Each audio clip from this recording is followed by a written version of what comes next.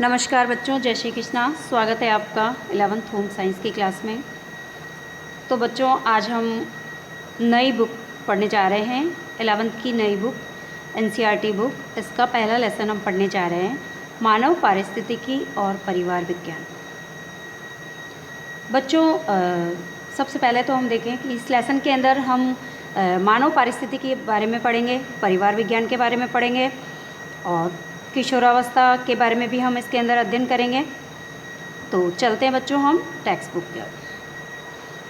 देखो बच्चों, सबसे पहले तो ये कि मानव पारिस्थितिकी क्या होता है। सबसे पहले तो हम पारिस्थितिकी का अर्थ देखें। पारिस्थितिकी क्या होता है, इसको हम इकोलॉजी भी कहते हैं। पारिस्थितिकी का अर्थ ये होता है बच्चों कि जैसे पर्यावरण के अंदर पाए जाने वाले सभी जीव जंतु है या पेड़ पौधे हैं, इनका आपस में क्या संबंध है, इसी को हम सम्मिलित रूप से क्या कहते हैं, पारिस्थितिकी कहते हैं, है ना। अब देखो बुक के अंदर क्या दिया बच्चों, ध्यान दो कि यहाँ पर मानव पारिस्थितिकी, जब इसको मानव के साथ जोड़ देंगे, अभी मैंने सिर्फ आपको पारिस्थितिकी का अर्थ बताया कि पारिस्थितिकी का अर्थ क्या होता है, इसको इंग्लिश में इकोलॉजी बोलते हैं। और पारिस्थितिकी का अर्थ है कि पर्यावरण के अंदर पाए जाने वाले पेड़ पौधे और जीव जंतुओं का आपस में जो संबंध होता है, इसको सिर्फ पारिस्थितिकी कहते हैं। लेकिन यहाँ पर मानव पारिस्थितिकी है, जब इसको मानव के साथ जोड़ दिया जाएगा, यानी कि मानव सहित पर्यावरण के अंदर पाए जाने वाले पेड़ पौधे प्लस जीव जंतुओं का आपस में संबंध का अध्ययन करने को ही हम क्या कहते हैं, मानव पारिस्थितिकी कहते हैं।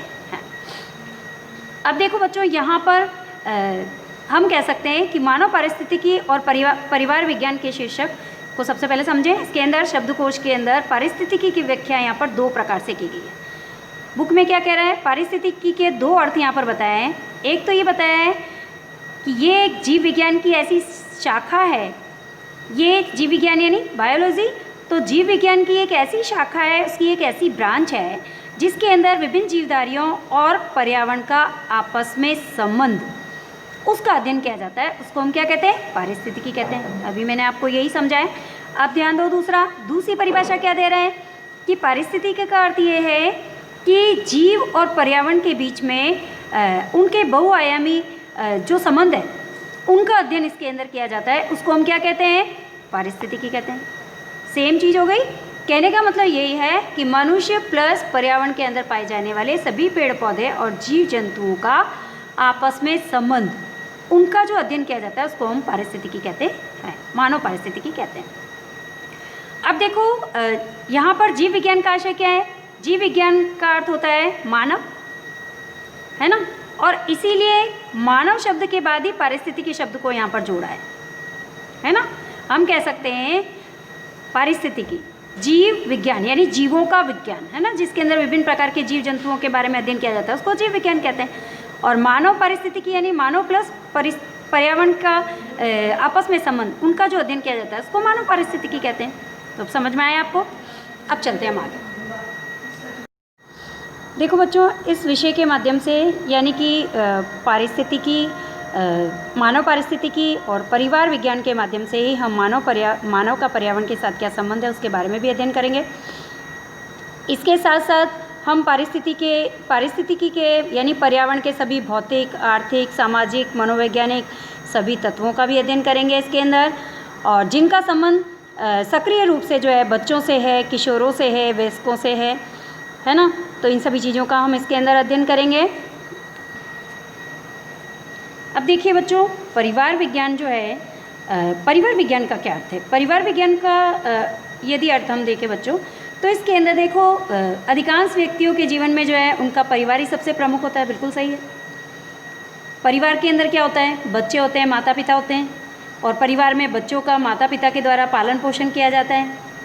और फिर वे बच्चे जो होते हैं एक वयस्क के रूप में जब बड़े होते हैं, किशोरावस्था के दौरान उनमें विभिन्न प्रकार के शारीरिक परिवर्तन होते हैं, मानसिक परिवर्तन होते हैं, संवेगात्मक परिवर्तन होते हैं, और किशोरावस्था के दौरान वो अपने आप को विभिन्न समस्याओं का सामना करते हुए एक अपनी स्वतंत्र पहचान बनाने का प्रयास करते हैं, और बनाते भी हैं, अपनी पहचान बनाते भी हैं, अपने करियर को बनाते भी हैं, अपने भावी जीवन के लिए अपने को तैयार भी करते हैं।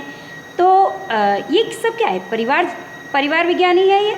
इस विषय का अध्ययन करते हुए छात्रों को परिवार के संदर्भ में यानी कि व्यक्ति की भूमिका समझने का मार्गदर्शन दिया जाता है ना। यानी कि एक व्यक्ति की क्या भूमिका है समाज के अंदर, परिवार में एक व्यक्ति की क्या भूमिका होती है, किस प्रकार से उसको जीवन जीना चाहिए, किस प्रकार से उसके जीवन जीने के तरीके क्या होने चाहिए और किस प्रकार से उसे जीवन में आने वाली समस्याओं का सामना करना चाहिए, उनके साथ सामंजस्य बिठाना चाहिए। इस प्रकार सभी चीज़ों का अध्ययन जो है परिवार विज्ञान के अंदर किया जाता है। परिवार विज्ञान के द्वारा बच्चों को कराया जाता है या सिखाया जाता है।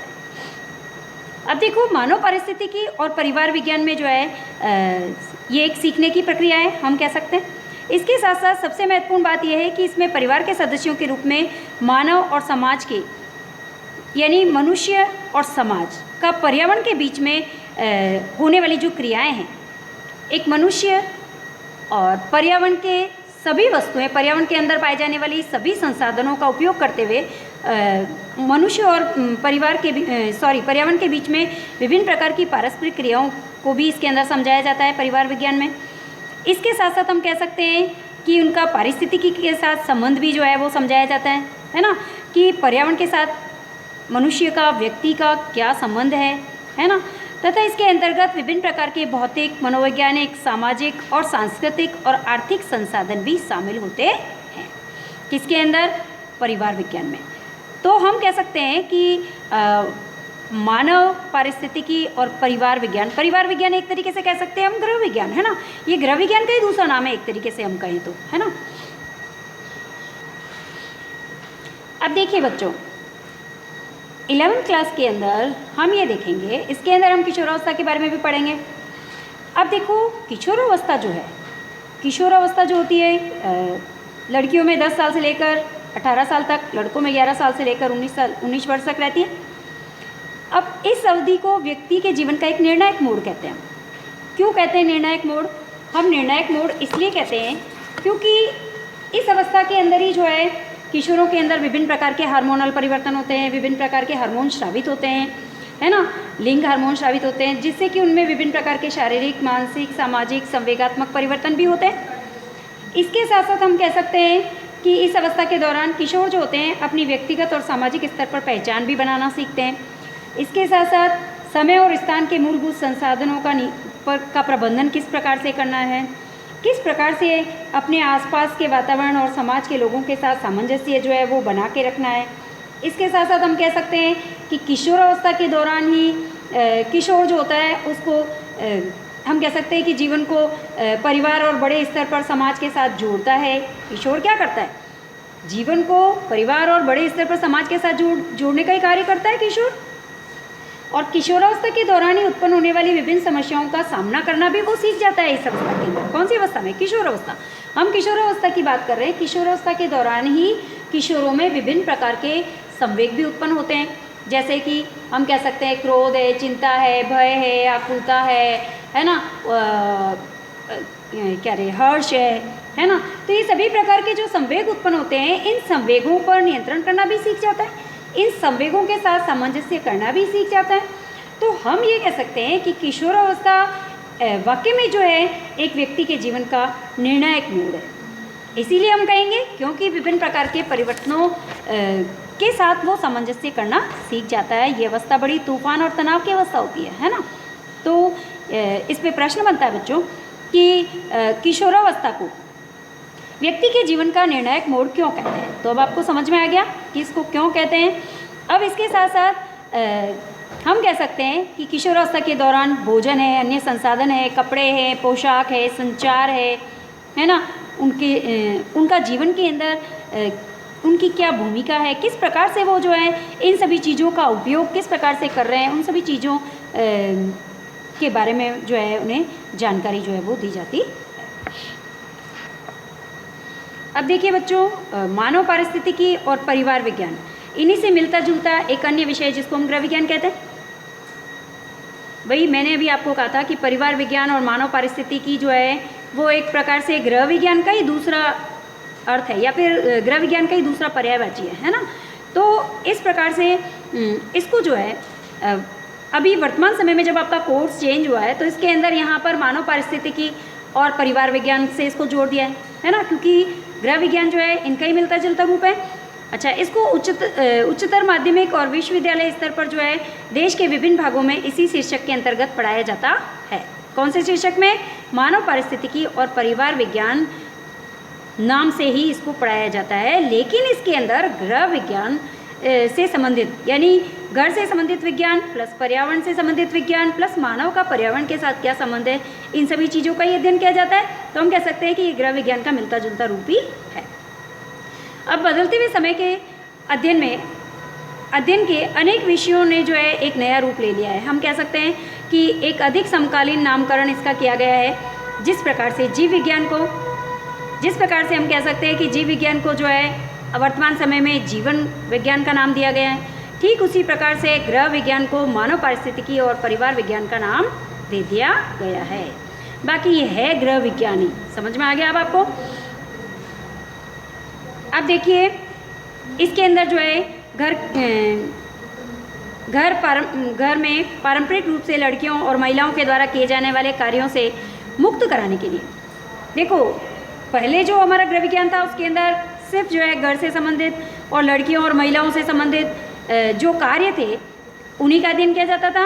अब इसको जो है पर्यावरण से भी जोड़ दिया गया है, परिवार विज्ञान से भी जोड़ दिया गया है ना, थोड़ा इसका नया रूप दिया गया है।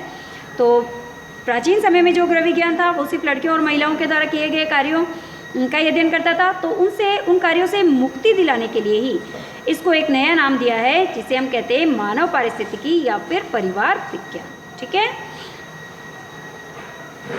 अब देखिए सबसे पहले विश्वविद्यालय जो अनुदान आयोग था, इसने इस कार्य को करने के लिए सबसे पहले जो है वो कदम उठाया है ना। सबसे पहले इस कार्य को किसने किया था कि इसको मानव पारिस्थितिकी और परिवार विज्ञान नाम किसने दिया था?